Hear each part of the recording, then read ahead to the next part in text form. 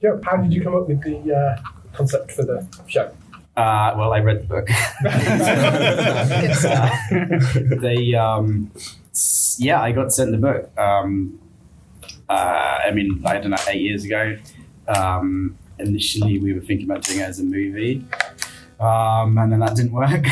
And then so years later, we did it as a TV show. But yeah, so they sent me the novel, and Imaginary bought it, and I read it, and thought, yeah, this will make a good 8 hours of content one day. And here we are. So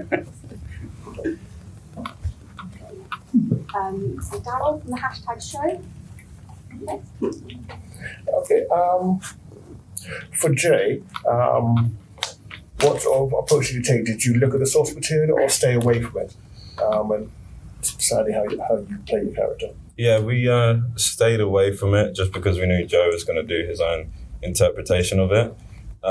We had the foundations from Sally Green, so looking at Nathan Byrne, it was a lot of looking at his attributes and who he was, but I knew I wanted to make my own version, a bit more charming.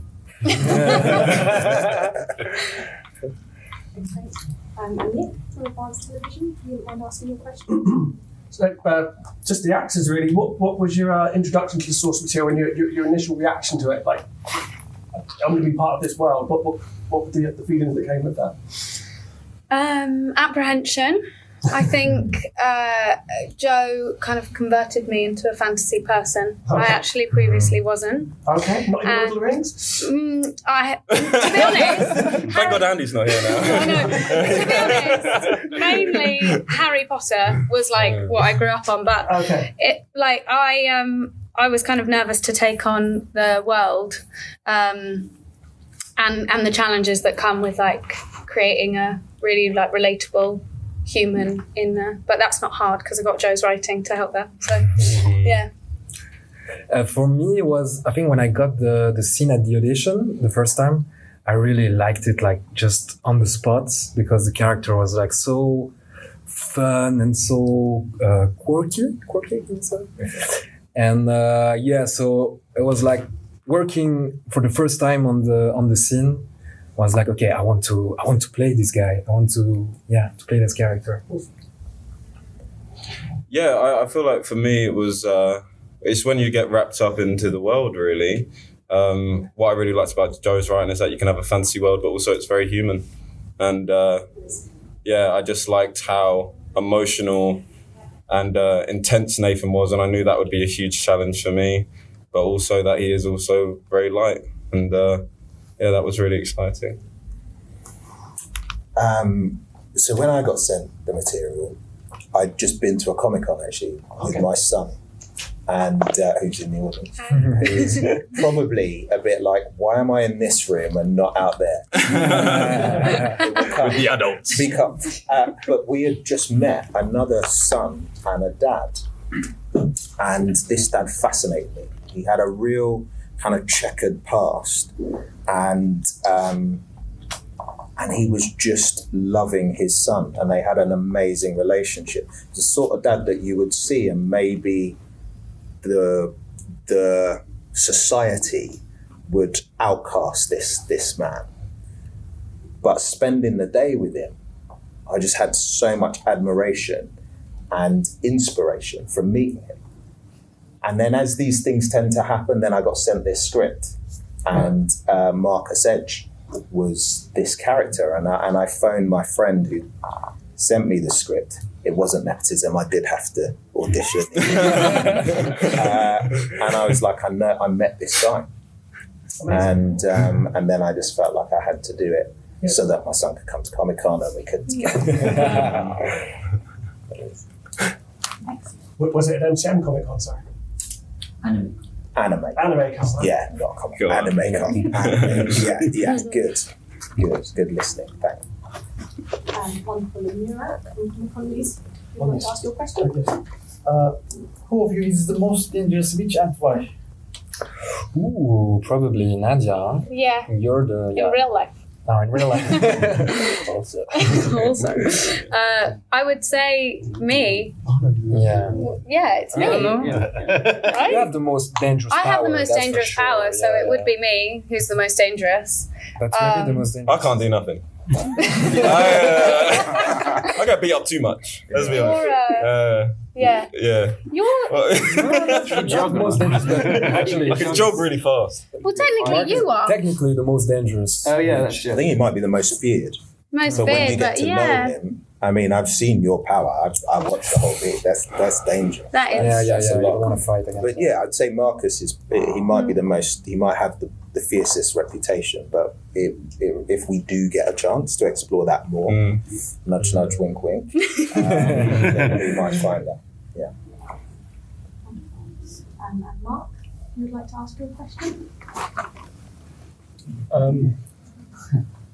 I didn't have. Well, I didn't That's prepare absolutely one. fine. Russell, do you have your Yeah, I'll ask two to make up the mark. I guess, I mean, for a wonderful writer and director, for people who aren't familiar with the source material, maybe tell us a little bit about what's unique about the world this series is taking us into.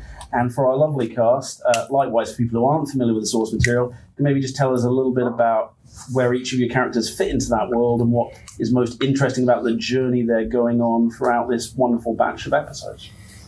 You want the source material? You haven't had time for it. You read the source material? I've not read the source Okay. material.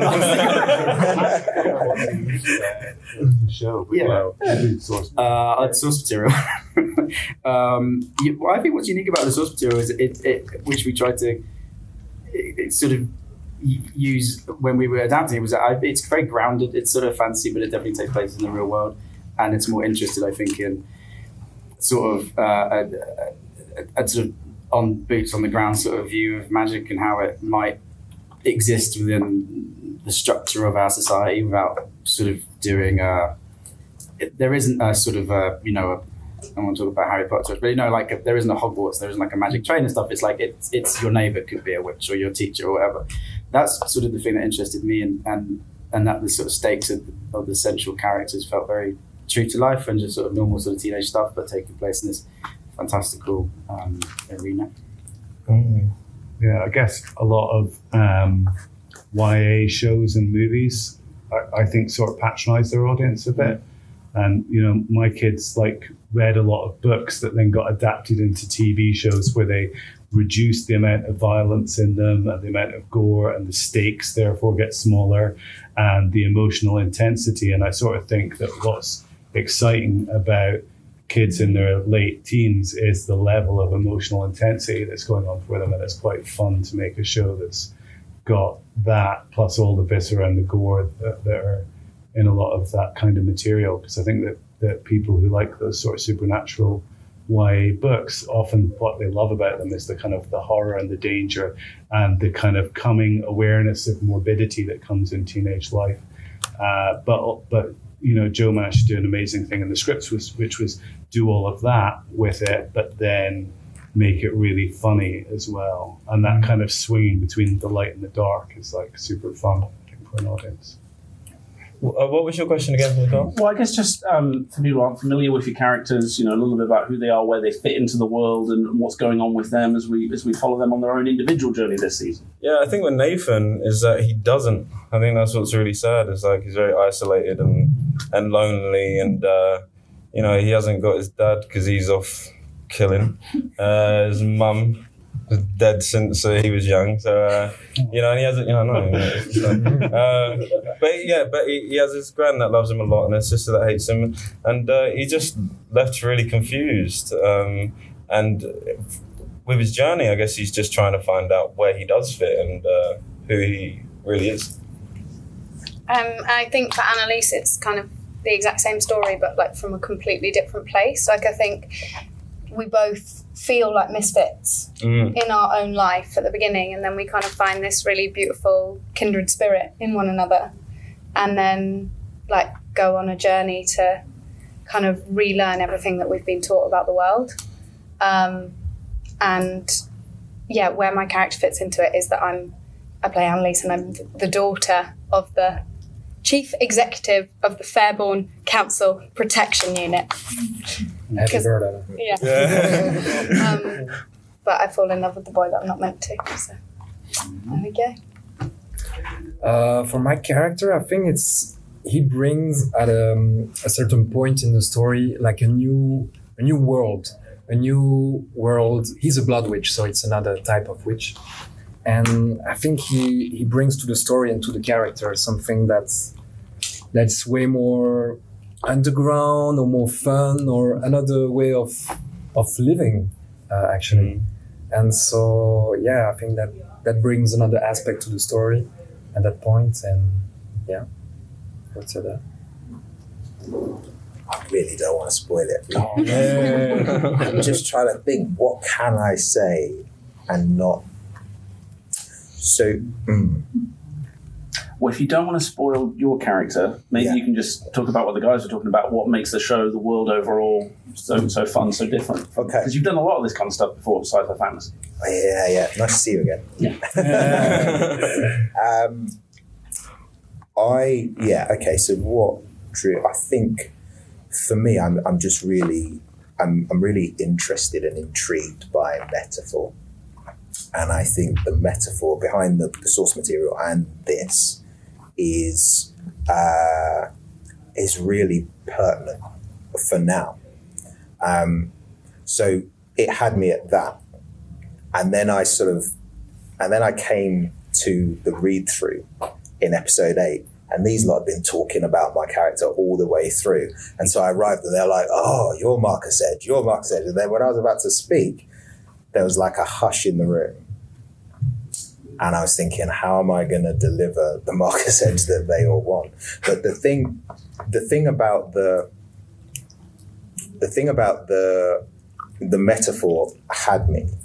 But then when I saw these guys' chemistry in the read-through, I thought that was really powerful. And then having watched the show, let's pretend the creators aren't here for a minute and it's just you and I. When they sent me the shows, I was only intending to watch one and then episode 8, and I watched the whole thing. It's really, really good. Yeah.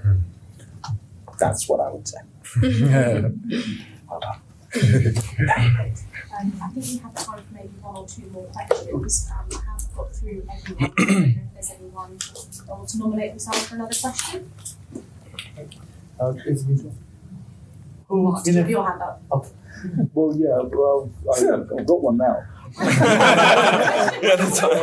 So, Jay, you've been involved in some of the franchises before, so like Titans and the Batman. So, how does it feel for you to be moving on from one of those to be leading your own now? It's about time. No. They all have something really special about them. I guess, like, I really do love the commercial superhero shows. It was really great, and it really is great to play Tim Drake. But yeah, the Bastard Son's just different. I feel like when you got an English world, it rains and it's raw.